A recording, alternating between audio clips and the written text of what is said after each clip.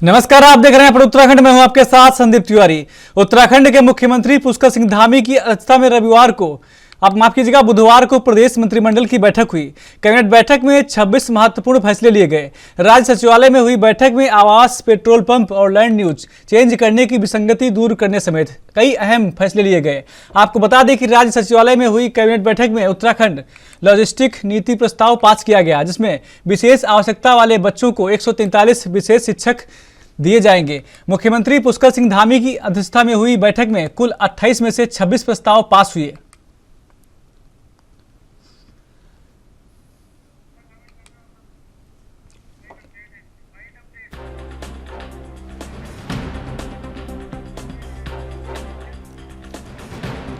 तो आपको बता दें कि उत्तराखंड के मुख्यमंत्री पुष्कर सिंह धामी की अध्यक्षता में बुधवार को प्रदेश मंत्रिमंडल की बैठक हुई।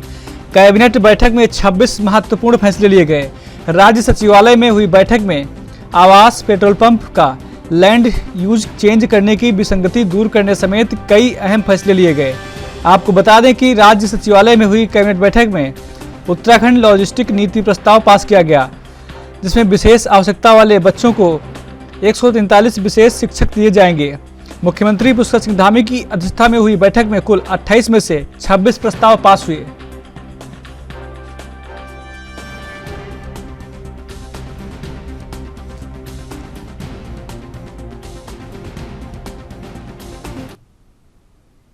उत्तराखंड के मुख्यमंत्री पुष्कर सिंह धामी ने औपचारिक तौर से बुधवार को मंत्रिमंडल की बैठक की। इसमें धामी ने राज्य के विकास के लिए 26 महत्वपूर्ण फैसले लिए। बताया जा रहा है कि राज्य सचिवालय में हुई अहम बैठक में पेट्रोल पंप का लैंड यूज चेंज करने की विसंगति दूर करने से कई बड़े मुद्दों पर फैसला लिया गया। मिली जानकारी के मुताबिक बैठक में कहा गया कि सड़क दुर्घटना में मौत पर 1 के बजाय 2 लाख मिलेंगे और इसके साथ साथ उत्तराखंड सूचना प्रौद्योगिकी नियमावली में संशोधन सर्टिफिकेट के लिए 20 के बजाय 50 रुपए यूजर चार्ज देना होगा। साथ ही वन निगम की वार्षिक लेख परीक्षा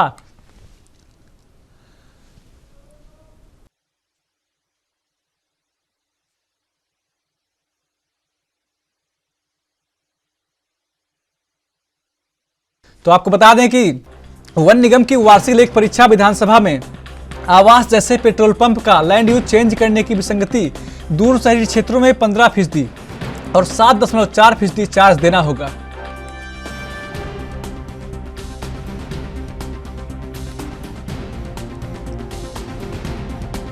है, आप लोग इसके बारे में काफी आजकल लिख भी रहे हैं, अच्छी बात है। तो राजस्व पुलिस क्षेत्र को अब फेज वाइज चरणों में रेगुलर पुलिस को ट्रांसफर करना है। प्रथम चरण में वो क्षेत्र लेने हैं जो जहाँ पे सिर्फ गांव को थाने के साथ जोड़ देना है, वो ज्यूरिसडिक्शन मिल जाएगा। और उसके और साथ में 6 पुलिस स्टेशन और 20 चौकियाँ जहाँ पे पर्यटन गतिविधियाँ बहुत बढ़ गई हैं और बहुत सड़कें भी बन गई हैं, बाहर से लोग आ रहे हैं, वहाँ पे क्राइम्स भी बढ़ रहा है, इसलिए वहाँ पे अब वो रेगुलर पुलिस की 6 पुलिस स्टेशन और 20 चौकियाँ अतिरिक्त स्थापित की जाएंगी। और उसके बाद जो अन्य क्षेत्र है उसको भी फेज ना इनकम थी 32,000 सालाना इनकम बहुत ही कम है, उसमें लोग मिल नहीं रहे थे, अब उसको बढ़ा के 48,000 कर दिया एनुअल इनकम, वो लोग भी इसमें एलिजिबल हो जाएंगे। ये सिर्फ SC ST वर्ग के लाभार्थियों को 7वां वेतन आयोग नहीं मिल रहा था, तो उस कर्मचारी को भी 7वां वेतन आयोग दिए जाने के बारे में निर्णय किया गया। ये विज्ञान एवं साइंस एंड टेक्नोलॉजी ये यूसर्क में एक कर्मचारी थे, उनके बारे में। इसके अलावा वन्य एवं वन्य जीव विभाग का इनके जो वार्षिक लेखा परीक्षाएं हैं, वार्षिक लेखा परीक्षाओं को माननीय विधानसभा में रखने का हमारा ये भी परिवहन विभाग से था। इसमें उत्तराखंड सूचना प्रौद्योगिकी नियमावली 2022 का 22 में कुछ संशोधन है। इसमें चूंकि अब सारे जो रिकॉर्ड्स हैं वहाँ पे ऑनलाइन माध्यम से दिए जाते हैं, तो और 2011 में ये व्यवस्था थी कि इसको 20 रुपये लिए जाते थे, जो भी सर्टिफिकेट आदि दिए जाते थे, उस 20 रुपये को बढ़ा के चूँकि अब इलेक्ट्रॉनिक माध्यम से दिए जा रहे हैं, तो उसको इलेक्ट्रॉनिक रिकॉर्ड्स के लिए 50 रुपये धनराशि दी जाएगी। ये उसमें जो कंपाउंडिंग फीस से 25% धनराशि सड़क सुरक्षा कोष में दी जाती थी, उसको बढ़ाकर 30% करने का माननीय मंत्रिमंडल का निर्णय हुआ। इसके अलावा हमारा दूसरा मत था उत्तराखंड सड़क परिवहन दुर्घटना राहत निधि। इसमें ये निर्णय हुआ है कि अभी तक जो दुर्घटनाएं होती थी और उसमें मृत्यु की दशा में 1 लाख रुपए दिया जाता था। तो माननीय मंत्रिमंडल ने निर्णय किया है कि इस 1 लाख की धनराशि को। पूर्व मुख्यमंत्री त्रिवेंद्र सिंह रावत ने यूके SSSC पर बड़ा बयान दिया है। उन्होंने कहा कि उत्तराखंड अधीनस्थ सेवा चयन आयोग को बनाने की मंशा सही नहीं थी। ऐसी संस्थाओं की जरूरत नहीं जो राज्य की साख को गिराने का काम करें। यूके SSSC भर्ती परीक्षाओं में घपले ही घपले सामने आ रहे हैं। STF अब तक परीक्षाओं में घपले के आरोप में आयोग के पूर्व अध्यक्ष डॉक्टर RBS रावत, पूर्व सचिव मनोहर कन्याल, परीक्षा नियंत्रक RS पोखरियाल को गिरफ्तार कर चुकी है। वहीं पूर्व सचिव संतोष बड़ोनी को सस्पेंड किया जा चुका है, जो कि चिंताजनक है।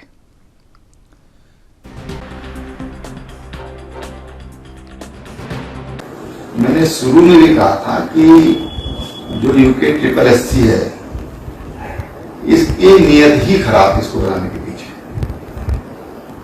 इंटेंशन ही सही नहीं थी। फर्स्ट डे मैंने कहा था 27 जुलाई का, मुझे अच्छी तरह याद है, कि संस्था को भंग कर देना चाहिए। ऐसी संस्थाओं की कोई आवश्यकता नहीं है कि जो राज्य की साख को गिराने का काम करे, राज्य की प्रतिष्ठा को समाप्त करने का काम। बीजेपी नेता बंशीधर भगत के द्वारा देवी देवताओं पर दिए गए बयान के बाद राजनीति गर्मा गई है। आज कांग्रेस भवन में कांग्रेस के पदाधिकारियों ने संयुक्त रूप से प्रेस कॉन्फ्रेंस कर बंशीधर भगत के बयान पर जमकर निंदा की। प्रदेश अध्यक्ष सूर्यकांत धस्माना ने कहा कि जो पार्टी हिंदुत्व को लेकर बात करती है, उसके नेता इस तरह की बात कर रहे हैं तो यह बेहद शर्मनाक है। इसमें केंद्रीय आलाकमान को संज्ञान लेकर तुरंत उन पर कार्रवाई करनी चाहिए। इसी दौरान कांग्रेस प्रदेश अध्यक्ष करण माहरा ने भी अपनी प्रतिक्रिया दी। देखिए।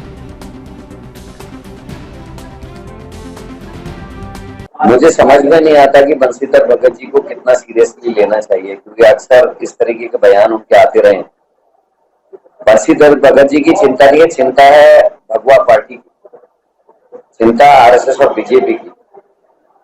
ये सारे केस ऐसे हैं कि अगर शायद जो बयान बंशीधर भगत का दिया हुआ है, अगर किसी अन्य पार्टी के सदस्य ने इस तरीके का कोई बयान दिया होता या उनकी जबान फिसली होती तो अभी तक उसके कपड़े फट चुके होते, पुतले जल गए होते और उसका घर का घेराव हो गया होता। लेकिन भारतीय जनता पार्टी और RSS की नीति है कि जब उनके नेता कोई गलती करते हैं वो टिप्पणी तक करना पसंद नहीं करते। अंकिता मर्डर केस में हमने देखा, जब एक भारतीय जनता पार्टी के वरिष्ठ कार्यकर्ता के रिजॉर्ट में ये सारी घटनाएं घटी तो बीजेपी की महिला नेत्रियां 9 दिन तक कुछ नहीं बोली। पहाड़ की बेटी के मरने में भी जब भारतीय जनता पार्टी के लोग पार्टी को देखते हैं, गलत और सही को नहीं देखते, तो बंशीधर भगत जी ने तो केवल बयान दिया है, तो उनसे कोई उम्मीद नहीं। बयान है वो मैं सामान्य बयान नहीं मानता, वो बयान भारतीय जनता पार्टी का पूरा कैरेक्टर उसको एक्सपोज करता है, पूरा इनका चरित्र है। जिस प्रकार से अंकिता भंडारी के मामले में RSS और बीजेपी के लोग फंसे हैं, अब जिस प्रकार से देवी देवताओं को गरियाने का काम, मैं तो गरियाने का कहूंगा, जिस पवित्र देवभूमि में आदिगुरु शंकराचार्य जो हमेशा शंकर को मानते थे, देवी का कभी नाम नहीं लेते थे, और जब वो इस देवभूमि में आए तो उन्होंने खड़े होकर के माँ भगवती की आराधना करी, नमंत्रम नो यंत्रम तदपि न जाने स्थितिमो। और उस देवभूमि में माँ दुर्गा को, माँ लक्ष्मी को, माँ सरस्वती को जिस प्रकार की शब्दावली का इस्तेमाल बंशीधर भगत करते हैं, बच्चियों का संदर्भ लेकर के, तो मोदी जी का नारा बेटी बचाओ बेटी पढ़ाओ, उसको इन्होंने परिवर्तित कर दिया। बीजेपी ने बेटी बचाओ बेटी पढ़ाओ ये नारा कर दिया। इससे ज्यादा शर्मनाक बात क्या हो सकती है? आप देवी देवताओं को गाली दे रहे हो, आपके लोग बच्चियों के साथ दुष्कर्म कर रहे हैं, उनकी हत्या कर रहे हैं, और पूरी भाजपा खामोश है। मैं समझता हूँ शर्मनाक है भारतीय जनता पार्टी की नेशनल लीडरशिप को। और मैं आपके माध्यम से प्रधानमंत्री जी को कहना चाहता हूँ कि वो इसके खिलाफ एक्शन लें। अगर वो एक्शन लेंगे, शंकर भगवान के लिए क्या कहा उन्होंने, जो पढ़े हुए हैं, विष्णु भगवान के लिए क्या कहा, मतलब आप एक तरफ महाकालेश्वर मंदिर में चुनरी पहन करके भगवान शंकर का आशीर्वाद ले रहे हो, कहीं देश में चुनाव होता है तो आप केदारनाथ जाकर के आशीर्वाद लेते हो, लेकिन आपके पार्टी के नेता जो मंत्री रहे, जो पार्टी के प्रदेश अध्यक्ष रहे, जो वर्तमान में विधायक हैं, वो देवी देवताओं के बारे में इस प्रकार की उल जलूल बात कर रहे हैं। पार्टी को संज्ञान लेना चाहिए, मोदी जी को संज्ञान लेना चाहिए और उनके खिलाफ कार्रवाई करनी।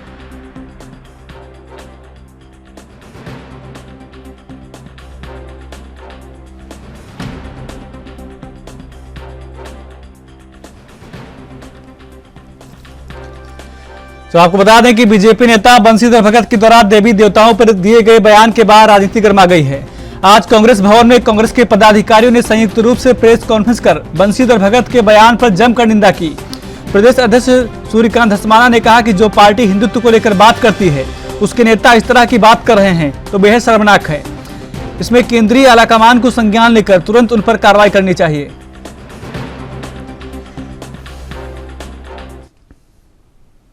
उत्तराखंड कांग्रेस के प्रदेश अध्यक्ष करण माहरा जल्द ही राज्य के कुमाऊं और गढ़वाल मंडल के दौरे पर जाएंगे। यहां संगठन को मजबूत करने के साथ ही आगामी कार्यक्रम पर चर्चा की जाएगी। कार्यक्रम के प्रदेश अध्यक्ष कांग्रेस के प्रदेश अध्यक्ष करण माहरा ने बताया कि वह बहुत जल्द ही गढ़वाल और कुमाऊं मंडल का दौरा करेंगे। कांग्रेस के राष्ट्रीय अध्यक्ष के चुनाव के बाद जिला और ब्लॉक इकाइयों के अध्यक्षों की सूची जारी होगी।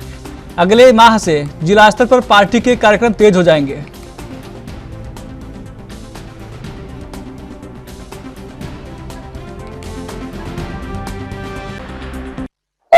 हम लोग दीपावली के बाद का हम लोग का प्लान है। एग्जैक्ट अभी डेट नहीं है। हमारी कार्यकारिणी बहुत जल्दी घोषित होने वाली है और हमारे जिला अध्यक्षों की भी घोषणाएं जल्दी आ जाएंगी। राष्ट्रीय अध्यक्ष के चुनाव के बाद, दीपावली के बाद जब लोग थोड़ा सा ईज में आ जाते हैं, हम लोग जिला स्तर पर जाकर कार्यकर्ताओं से बात करके उनके तकलीफों को, उनकी परेशानियों को, कि पार्टी को खड़ा करने में किस किस किस्म की दिक्कतें उनको आ रही हैं, क्या वो लोग चाहते हैं, वो उनसे लेना चाहते हैं। क्योंकि जो एक काश्तकार से किसानी सीखी जा सकती है वो कोई किताब पढ़ के नहीं सीख सकता। उसी तरीके से पार्टी को मजबूत करने के जो सुझाव ग्रास रूट से मिलेंगे वो हम नेता लोग नहीं कर सकते, क्योंकि असली दिक्कत है, असली लड़ाई तो जो जमीन का कार्यकर्ता वो लड़ रहा है। तो हमारे दौरे के पीछे उद्देश्य यह है कि हम गाँव जाके, जिले में जाके, उसके बाद ब्लॉकों में जाकर अपने कार्यकर्ता से मुलाकात करके उनसे ये सीखें कि हमने अपने पार्टी को किस तरीके से स्ट्रेंथन करना है, मजबूत करना है। के अंबेडकर नगर वार्ड नंबर 1 में पीएम आवासीय योजना के तहत बने 100 भवनों में रहने को आने वाले लाभार्थियों को किसी तरह की परेशानी न हो, इसके लिए नगर पंचायत द्वारा सभी भवनों में पानी, बिजली, सड़क निर्माण कार्य के साथ साथ भवनों में रंगाई, पुताई और भवनों के मरम्मत का कार्य तेजी के साथ किया जा रहा है। इस कार्य का आज नगर पंचायत के अध्यक्ष लालचंद सिंह ने निरीक्षण किया। इस दौरान उन्होंने कार्य कर रहे ठेकेदार को जल्द ही कार्य पूरा करने के निर्देश दिए, जिससे भवनों में रहने के लिए आने वाले लाभार्थियों को किसी तरह की परेशानी बिल्कुल न हो।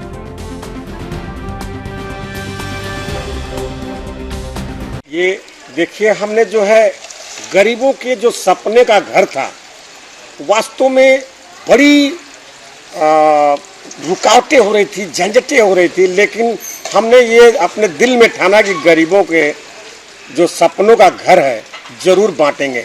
और मैंने 100 कमरे बांट दिया गरीबों को।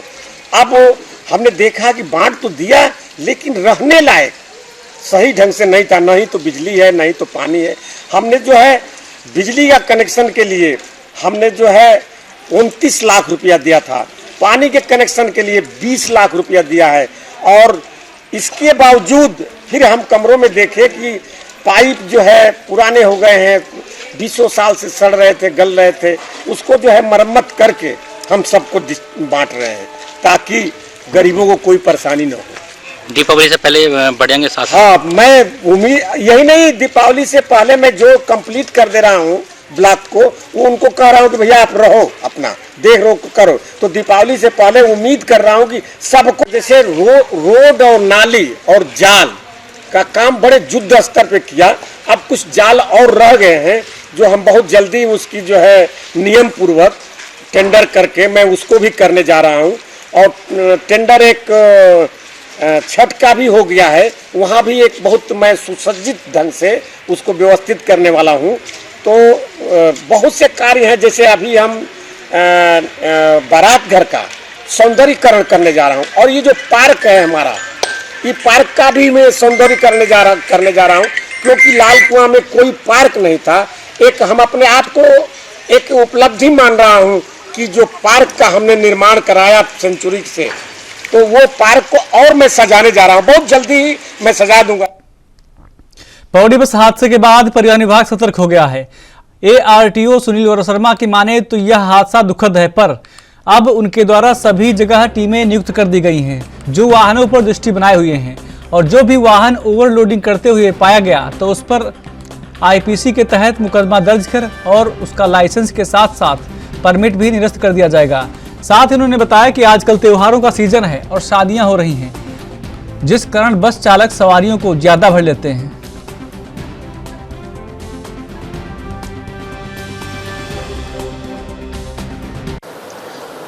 जी हाँ, अब पौड़ी में एक बड़ा दुखद हादसा हुआ है और इसके साथ मैं ये भी बताना चाहता हूँ कि परिवहन जो इन्फोर्समेंट की टीमें हैं वो लगातार चेकिंग करती रहती है और हमारी तरफ से प्रयास किया जाता है।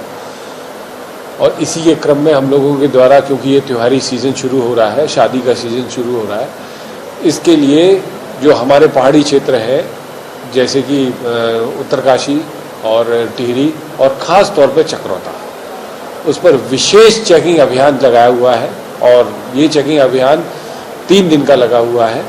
और इसके अंतर्गत मेन रूट और ब्रांच रूटों पर ऐसे वाहनों के खिलाफ चेकिंग करी जाएगी जो कि ओवरलोड चल रहे हों या फिर छतों पर सवारियों को बिठाएं। इस अभियान की विशेषता ये होगी कि अगर इस तरह से गाड़ी चलती हुई पाई गई तो उनके विरुद्ध आईपीसी की धारा 279 के अंतर्गत मुकदमा भी दर्ज किया जाएगा। इसको स्पष्ट तौर पर हमारे इन्फोर्समेंट ऑफिसर्स ने यूनियनों में और माइक पर अनाउंस कर दिया है कि अभियान के दौरान या आगे कोई आम लोगों के जीवन के साथ खिलवाड़ करता हुआ पाया जाएगा, उसमें उचित धारा जो मैंने बताई है। सरकारी विभाग हमेशा ही लापरवाह बने रहते हैं और इन्हीं विभागों में से विद्युत विभाग भी बड़े लापरवाह विभाग की कैटेगरी में आता है, जिसका उदाहरण उत्तराखंड के रुड़की में सती मोहल्ले के इमली रोड पर देखा जा सकता है, जहां पिछले कई महीने से खाली खड़ा लोहे का पोल जर्जर हालत में पहुंच चुका है। पोल की स्थिति ऐसी है कि अगर यह पोल गिरता है तो इसके ठीक पीछे 11,000 की लाइन है और पोल के गिरने से भयंकर फॉल्ट हो सकता है, जिसके बाद होने वाले हादसे का अंदाजा लगाना मुश्किल है।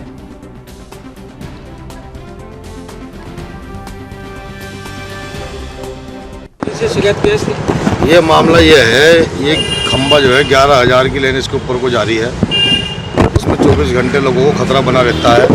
खंबा गिरने वाला है, ये किसी वक्त गिर सकता है। हमने इसके खिलाफ विभाग में कई बार शिकायत भी कर दी है और उसके ऊपर कोई सुनवाई नहीं हुई है। हम ये चाहते हैं जल्दी से जल्दी इस पर कार्रवाई होए, या तो ये खंबा हटाया जाए या दूसरा लगवाया जाए यहाँ पे। इससे जानवरों को, मवेशियों को, इंसानों को, बच्चे खेलते हैं, सबको खतरा है इससे, वही है।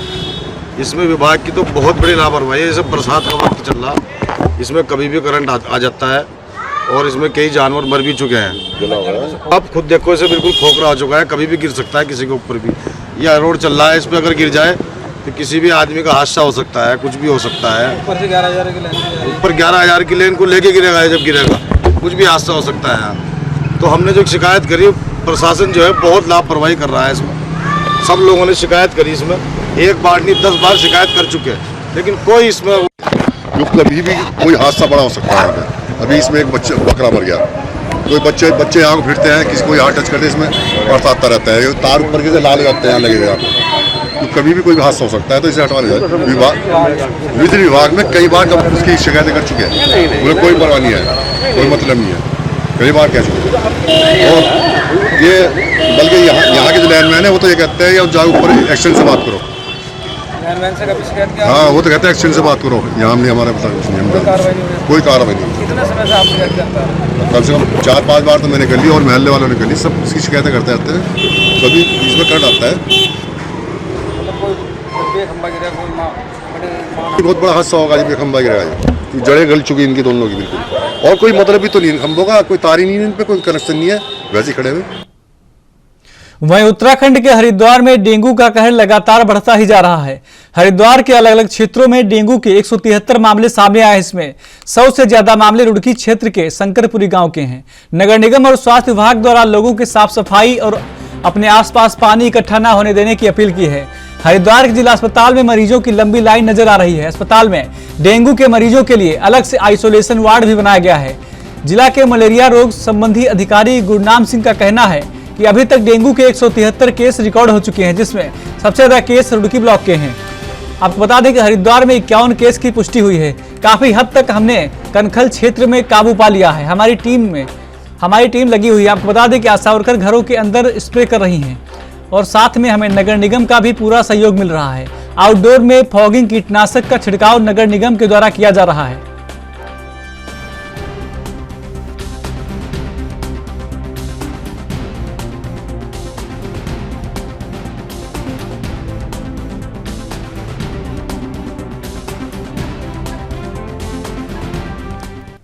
कैबिनेट मंत्री सौरभ बहुगुणा की हत्या की साजिश के मामले में पुलिस ने अभी तक 4 आरोपियों को गिरफ्तार कर लिया है। वहीं पुलिस इस साजिश की तह तक जाने के लिए लगातार प्रयास भी कर रही है। पुलिस प्रवक्ता डीआईजी सेंथिल अबुदई ने बताया कि हत्या की साजिशकर्ता 4 मुख्य आरोपियों को पुलिस ने पहले ही गिरफ्तार कर लिया है, लेकिन इस कड़ी से जुड़े हुए अन्य साजिशकर्ताओं पर भी पुलिस की नजर है। साथ ही अगर जरूरत पड़ने पर अन्य राज्यों की पुलिस से भी सहयोग लिया जा सकता है।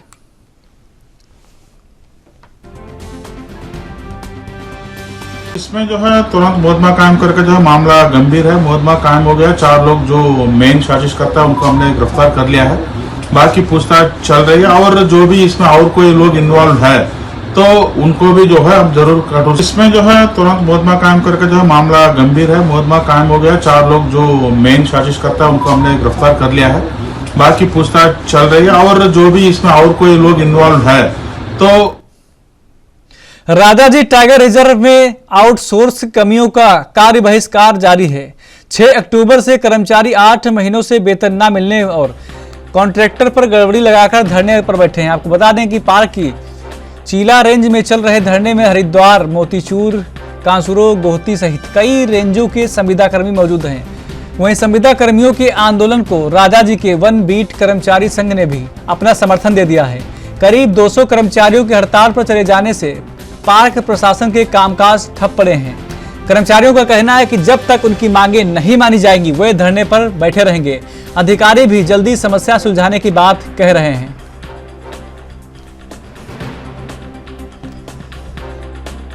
बात को कहते चले आ रहे हैं, दिनांक 6 तारीख से हम लोग कार्य बहिष्कार में इस बात को हम बार बार दोहरा रहे हैं कि जो ये ठेकेदारी प्रथा है इसमें सबको पता है कि ये ठेकेदारी प्रथा किस प्रकार से चलती है और हम ये चाहते हैं इस ठेकेदारी प्रथा का भी मेन मुद्दा हमारा यही है कि इस ठेकेदारी प्रथा को बंद करा जाए।